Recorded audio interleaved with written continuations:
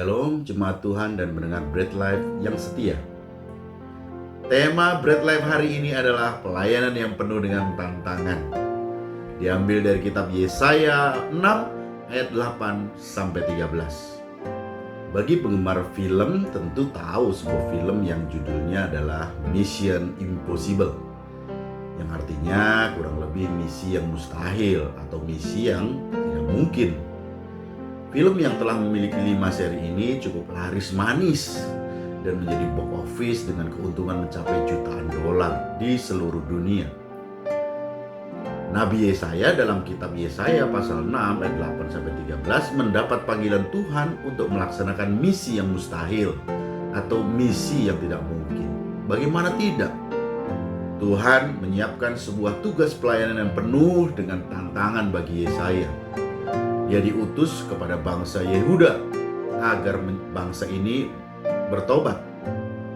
Karena bangsa ini terkenal dengan bangsa yang bebal, hidup penuh dengan dosa dan kejahatan. Mereka menyembah ilah lain dan memberontak kepada Allah. Para pemimpin memerintah dengan sewenang-wenang dan bahkan Tuhan sendiri menyamakan mereka dengan para pemimpin dan rakyat di Sodom dan Gomora. Tetapi Tuhan juga yang meminta kepada Yesaya agar bangsa Yehuda jangan mengerti dan menanggapi seruan Yehuda. Bangsa Yehuda supaya tidak melihat dengan matanya, tidak mendengar dengan telinganya, dan tidak mengerti dengan hatinya, serta tidak berbalik menjadi sembuh. Tentu ini merupakan pelayanan yang penuh dengan tantangan dan boleh dibilang suatu misi yang tidak mungkin. Selain itu juga Yesaya harus melayani dalam waktu yang lama dan tidak terbatas, bahkan mungkin melebihi usianya. Yaitu dikatakan bahwa sampai kota-kota telah lenggang sunyi sepi, tidak ada lagi yang mendiami, dan di rumah-rumah tidak ada lagi manusia, dan tanah menjadi sunyi sepi. Beberapa sikap Yesaya yang dapat menjadi teladan bagi setiap orang yang percaya adalah: 1. Bersedia menerima panggilan dan menjadi utusan Allah untuk membawa orang-orang yang terhilang kepada pertobatan dan menerima Yesus Kristus. Walaupun mungkin kita tidak mengerti caranya, tidak tahu kapan selesainya, dan tidak yakin akan hasilnya. Mungkin juga kita akan berkata bahwa pelayanan itu mission impossible. Namun belajar dari sikap Yesaya, seharusnya kita tetap percaya bahwa Tuhan berkuasa melakukan pemulihan bagi setiap orang seberapapun berdosanya. 2. Sebagai utusan Allah kepada bangsa Yehuda, Yesaya tidak melihat hasil dari pelayanannya. Demikian juga ketika kita menabur benih firman Tuhan dalam penginjilan, mungkin kita tidak langsung melihat buah pelayanan, tetapi hendaknya tetap percaya bahwa tidak ada yang sia-sia dalam pemberitaan firman Tuhan. Rencananya pasti digenapi. Bahkan dalam kisah ini Tuhan mau mengingatkan bahwa ketaatan lebih penting daripada hasil. Saya ulang sekali lagi bahwa ketaatan lebih penting daripada hasil.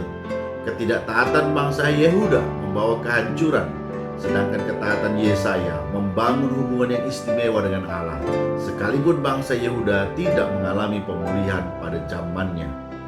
Dan ingat, ketaatan kita kepada panggilan Allah tidak hanya untuk kepentingan eksternal bagi orang lain, tetapi juga berdampak pada internal, yaitu pertumbuhan rohani kita sendiri. Yang ketiga, Yesaya harus keluar dari zona kenyamanan ketika bersedia menjadi utusan Allah untuk melayani bangsa yang bebal dalam waktu yang lama, yang sudah terang-terangan berdosa dan menentang Allah. Harus kita akui salah satu penghalang orang percaya menerima panggilan Allah adalah kenyamanan. Kita harus belajar berani keluar dari zona nyaman agar kita dapat melayani sesuai dengan kehendak-Nya. Kita harus bersedia kehilangan waktu, tenaga, pikiran, bahkan materi. Kehilangan martabat karena mendapat penolakan, penghinaan, dan sebagainya. Mata Tuhan tertuju kepada setiap anak-anaknya yang bersedia berkorban untuk kepentingan kerajaan sorga.